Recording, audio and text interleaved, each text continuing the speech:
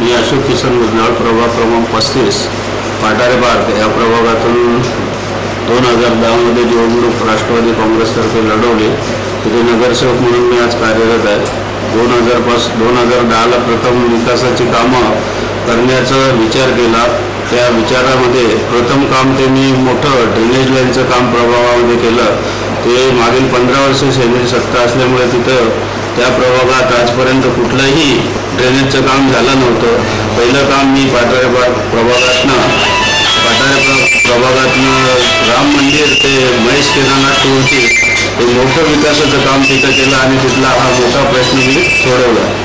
दुसरं काम मध्ये प्रभागात निरनिराळ्या ठिकाणी राम मंदिर, परत बुद्धविहार, साईबाबा मंदिर अशा अनेक ठिकाणी आपलं तुमचं आंबेडकर नगर, फुले चौक येथे चेकाटाईंचे अनेक कामं केले. अनेक ठिकाणी मेन रस्ते बनवले, ठिकठिकाणी पॅचवर कंप्लीट केले. संरक्षण भिंत बनवली पाटारे पार्क येथे. त्याचप्रमाणे डांबरीकरण केलं रस्त्याचं आतमधल्या. शिवालिक नगरचे डांबरीकरणाचं काम प्रस्तावित आता केलेलं आहे, ते लवकरच सुरू करणार आहे पावसाळ्याच्या नंतर. त्याचप्रमाणे मेन सीसी रोडचं एक हे रस्त्याचं नियोजन करून त्या रस्त्याचं आपण एक टेंडरिंग पास करून घेतलेलं आहे. ते पण काम लवकर सुरू होण्याची शक्यता आहे. दुसरं पावसाळ्यापूर्वी सर्व नाले सफाई वगैरे करून देणार आहे आणि लवकरात लवकर विकासाची जास्तीत जास्त कामं 2-2.5 वर्षात मी करणार आहे. मागे 2-2.5 वर्षामध्ये तरी आमच्या प्रभागात 17-18 लाखाची कामं झालेली.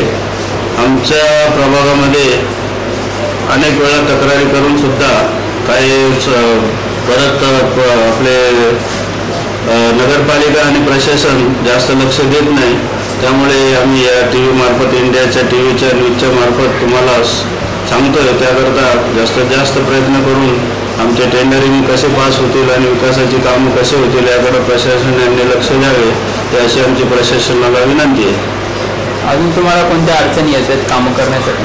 कामं करण्याकरता कसं आहे, प्रशासनाला वारंवार प्रत्यय देऊन पाठपुरवठा करून सुद्धा प्रशासन लक्ष देत नाही. विरोधक असल्यामुळे आमच्यावरती जास्त लक्ष देत नाही. तिथं युतीची सत्ता असल्यामुळे वार्डामध्ये जास्त कामं होत नाही. आमची कामं जास्त प्रमाणात केलेली जात नाही. नाल्याकरता आमचा एक मोतीराम पार्कमधनं अतिशय मोठा नाला जातो आहे. परत पूल एक अरुंद पूल आहे, त्याचा TS वगैरे सगळं झालं, टेंडरिंग झालेलं असून सुद्धा आमच्या प्रभागात ते काम अजून पेंडिंग आहे. अजून करत नाही ते काम, कारण तो रस्ता अरुंद असतो. तिथं रहदारी मोठ्या प्रमाणात जाते. रिक्षा, बसेस, स्कूल बसेस, त्याबरोबर लोडिंग अशा सिमेंटच्या किंवा माल भरून गाड्या आमच्या इकडनं जात असतात. अतिशय कन्स्ट्रक्शनच्या मोठ्या प्रमाणात काम चालू आहे. पूल कमकुवत झालेला आहे. त्या पुलाला अनेक वेळा तक्रारी करून पाठपुरवठा करून सुद्धा प्रशासन लक्ष देत नाही.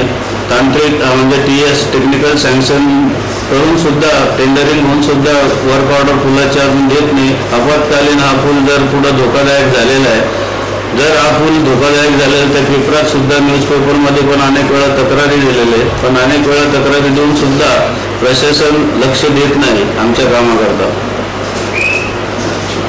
लोकांसाठी तुम्ही अजून काय करण्याचा प्रयत्न करता? लोकांसाठी भरपूर करण्याचा माझा प्रयत्न आहे, पण कसं विरोधात बसल्यामुळे आमच्या कामावरती अनेक वेळा पाठपुरवठा करून सुद्धा आमचे कामं होत नाही.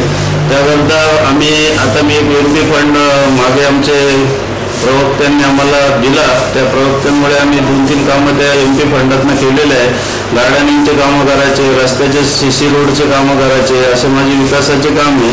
पण जास्तीत जास्त निधी मिळाल्यानंतरच पुढील काम आम्ही करू शकतो.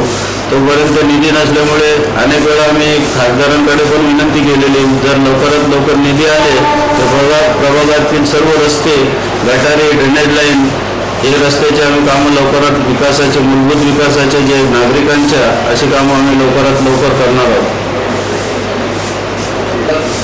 प्रभागामध्ये स्वच्छता, आरोग्याची फवारणी वगैरे व्यवस्थित होत नसल्यामुळे प्रभागात मच्छरांचा आणि मच्छरांचा मोठ्या प्रमाणात दुर्भाव झालेला आहे. नगरपालिकेने विकास कामांकडे जास्तीत जास्त मोठ्या प्रमाणात लक्ष दिलं पाहिजे.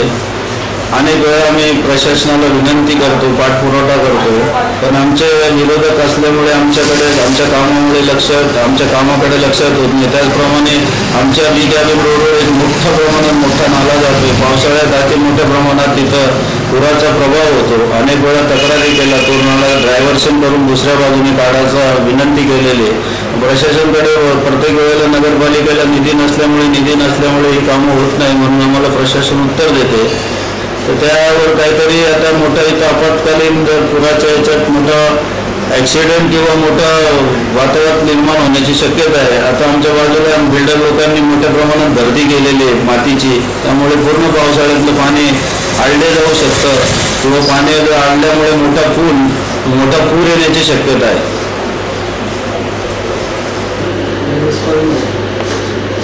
आज संध्याकाळी उद्या नाही